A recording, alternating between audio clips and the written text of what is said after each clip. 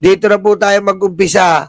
Dito po sa controversial, controversial na issue po ngayon. Ano ba yung issue na yan, Yolo? Pag-iwalay na po ang Pilipinas. Pag-iwalay na ang Pilipinas. Mag-iwalay na tayo, mga hayop kayo. Doon na kayo. Lahat ng mga luga itatapon sa Mindanao. Mabuti yan. Pabor ako dito. Lahat ng mga luga itapon sa Mindanao. Gusto nyo yan eh. Kala mo kung sino mga paladesisyon itong mga... Kala mo kung sinong paladesisyon itong mga luga eh. Ito na si Jimmy Bondok. At si Jimmy Bondok, lawyer ba talaga to? Ibig mong sabihin sa post mo na Republic of Mindanao soon? Sir, una sa lahat, gusto ko lang pong linawin na I did not mean to be cryptic, no? In fact, yung call for secession ng Mindanao is part of our history. Okay. Ang naging malinaw lang po kasi pagkatapos po nung very expected na desisyon po ng ICC Appeals Chamber, ay nagkaroon po ng dalawang uri ng reaction, no? And it really reveals that dalawa po talaga ang Pilipinas. At para sa akin, it is these kinds of... Anong dalawa yung Pilipinas? Jimmy Bondok, sira ba tuktok mo? Jimmy Bondok, sira tuktok. Anong dalawa yung Pilipinas? Putik binabasas mo yung mga bayani Ibig sabihin si Jose Rizal, iba yung pinaglabang Pilipinas, side A. Tapos si Andres Bonifacio, side B. Lakas ng tama na ito ni Jimmy Bondok, Lakas ng tama mo, men. Of developments in our laws and in our history that keeps pushing us apart. No? So ang mga katulad po ng sentiments nila, kaibigan kong si Congressman Kiko Barsaga, for example, no? He has been pushing for secession of Mindanao, and kung susuporta mo si Kiko Barsaga, baliw ka rin. Susuporta mo yung congressman na baliw, baliw ka rin. Yun lang yun. Di ba? Baliw yun eh. So, pinakikinggan mo yung baliw, mas baliw ka. Di ba ganun po? Pag pinakikinggan mo yung may kapansanan sa pag-iisip, abay may kapansanan ka kasi ikaw ang nanormal. Dapat you can differentiate, you can differentiate which brain is normal and abnormal. Therefore, we conclude, Your Honor, Mr. Chair, Mr. Bondok, favor Kiko Barsaga. So he's in favor of abnormal. I really think it's not just because of parang revolting, no, against the current situation, but rather recognizing na dalawa po talaga ang Pilipinas. Okay, but just to clarify, Attorney... Bondok, nagtatangalian ka ba tsaka hapunan? Kailan ba naging dalawa Pilipinas? May pili? Tapos iba yung Pinas? Okay. Sabi ni Jimmy Bondok, dalawa ang Pilipinas. Meron muna, isang Pilipinas yung pili. Tapos yung isa, Pinas. Okay. Ang lakas mo! Ang waiting ka. Saan mo nakuha yan? Nag-aaral ba ito ng batas? Naku, mag-ingat po tayo. Kung ganito na po ang resulta ng pag-aabogasya ngayon, ay putek, delikado na po tayo ngayon. Isang abogado po, nag-aral po ng batas. Abogado po, ibig sabihin yan, nag-aral ka ng batas. Sinabi, dalawa Pilipinas, lakas mo, men! Attorney Bondok, sabi niyo po, dalawa ang Pilipinas. Is this in response to the actions of the current administration against former President Rodrigo Duterte, at ngayon nga po ay hindi pinagbigyan ng ICC ang kanyang request na pansamantalang makalaya? Alam niyo po, sir, kahit na hiwalayin pa natin sa politika at sa kasalukuyang administrasyon, nakikita naman talaga natin na parang dalawa ang uri ng pamumuno na magkaiba na hinahanap talaga ng Pilipino. Ang bobo mo, Jamie Bondok! Isa lang ang namumuno, si Bongbong Marcos. Kaso kayo yung anay. Ha? Kayo yung anay sa puno. Ha? Kung ayaw nyo kasing pampasakop, huwag nyo ngatiin ng Pilipinas. Pumunta kayo saan? Sa China, peste kayo. Ha? Pati Pilipinas, dinadamay mo sa paggati ng dalawa. Doon kayo sa China, halikan nyo yung betlog ni Xi Jinping. Like, we see how polarized we have become, no? Kapag, eto lang, sa pamumuno ni BBM, hanggang ngayon, surprisingly, yung mga dati po niyang kritiko ay sang-ayon sa kanyang pamumuno. Or at Putek, gusto ni Jamie Bondok, kapag kritiko ka na habang buhay. Ano klase pag-iisip to? Ibig sabihin, kritiko ka ng kaibigan mo. Habang buhay, kailangan galit ka na sa kanya. Ha? Ganun po pala dapat. Habang buhay, galit ka na sa kanya. Habang buhay, hate mo na siya. Kailangan pala ganun. Kasi ganun nakikita ni Jimmy Bondok eh. Yung mga kritiko daw ng Pangulo, ngayon kakampi niya na. Hindi ba pwedeng may utak sila? Hindi ba pwede yun, Jimmy Bondok? May utak sila dahil nakikita nila si Pangulong Bongbong Marcos ay talagang para sa Pilipino. Binibigyan niya ng hustisya ang mga mahihirap. Ha? Jimmy Bondok, anong law firm ka graduate? Ha? I mean, anong university ka graduate? Putik, nakakahiya ka? Sobrang nakakahiya ginagawa mo? Putik, gagawin mo dalawa Pilipinas? Iwala yung Mindanao? Ang lakas mo, men. Lakas mo? Sobrang lakas mo. Putik, dinaig mo si Lapu-Lapu. Si Lapu-Lapu nga, pinagtanggol tayo kay Magellan eh. Hindi niya iniwala yung Pilipinas eh. at least they don't want to call for his resignation. Which is surprising to many of us. Pero it's clear na merong sang-ayon sa ganyang pamumuno.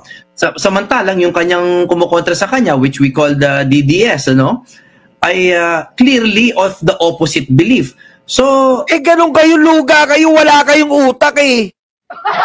Yung mga kakamping kasi, yung mga dilaw, may mga utak din kahit papano yan. Alam nila yung tama't mali. Kasi kayo, hindi na lusaw utak nyo, luga. Hindi nyo na nakikita yung tama't mali. Ang nakikita nyo lang, kurduroy na betlog ni Digong. Yun na nakikita nyo. Ha? G. Bondo, gumising ka. Ha? Akala ko pa naman graduate ka ng abogado. Graduate ka lang ko, abogado kang tunay. Putik, parang rekto ka lang eh. Anak weting talaga oh.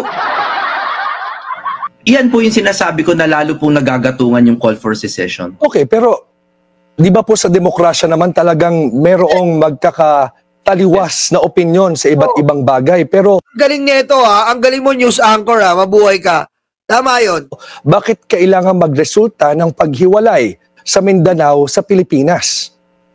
Well, let's talk about degrees, no? Kasi there is such a thing as an ordinary difference of opinion, no? Pero meron na rin po tayong nakikita ngayon na extraordinary na levels or degrees of differences of opinion.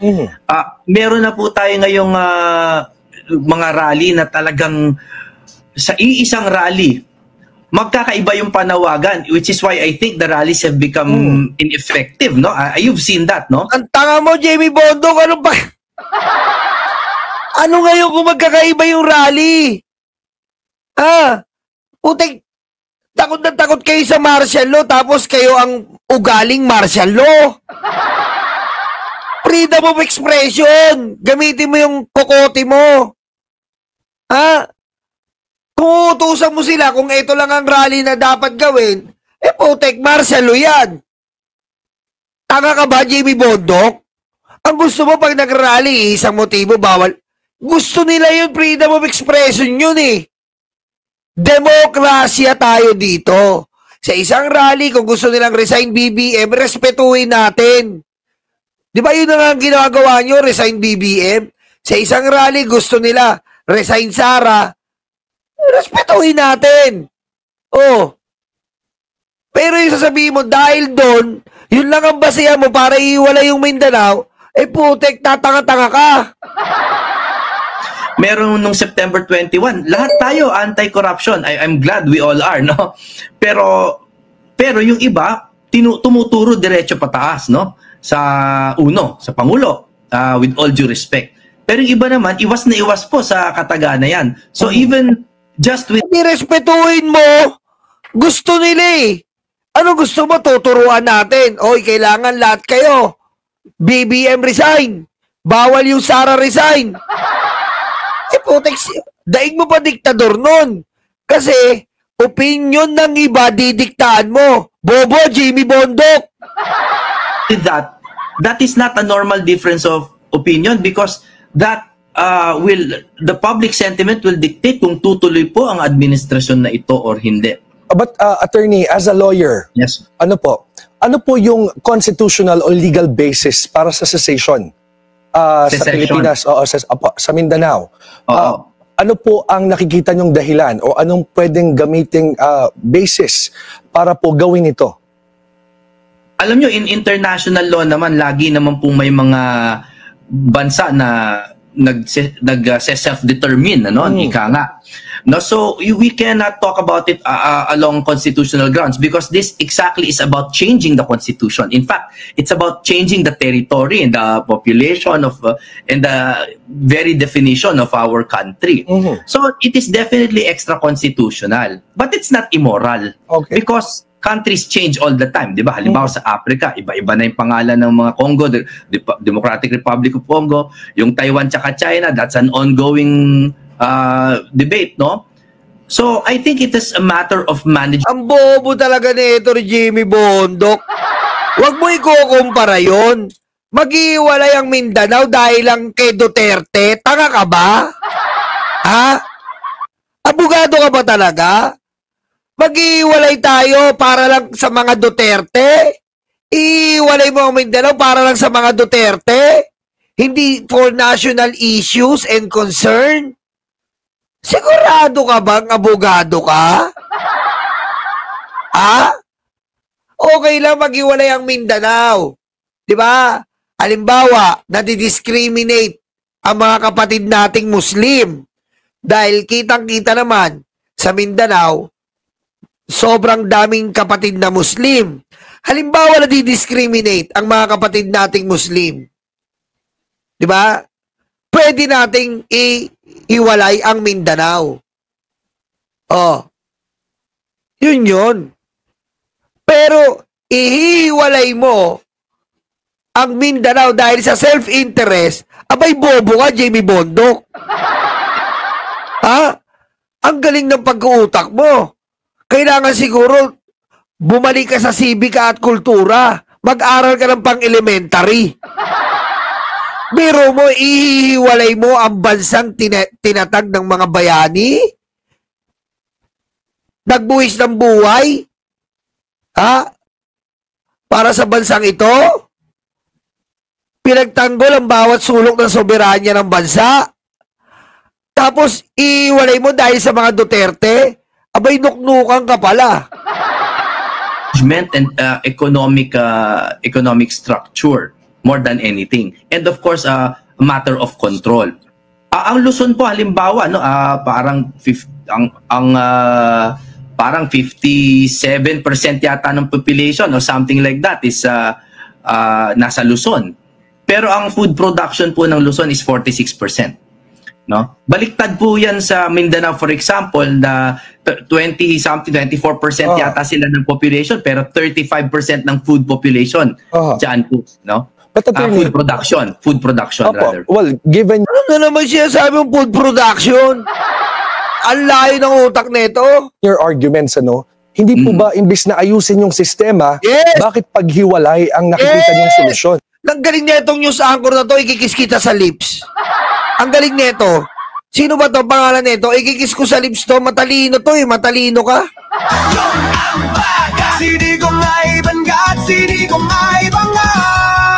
Ikikis kita sa lips. Ikikis kita sa lips.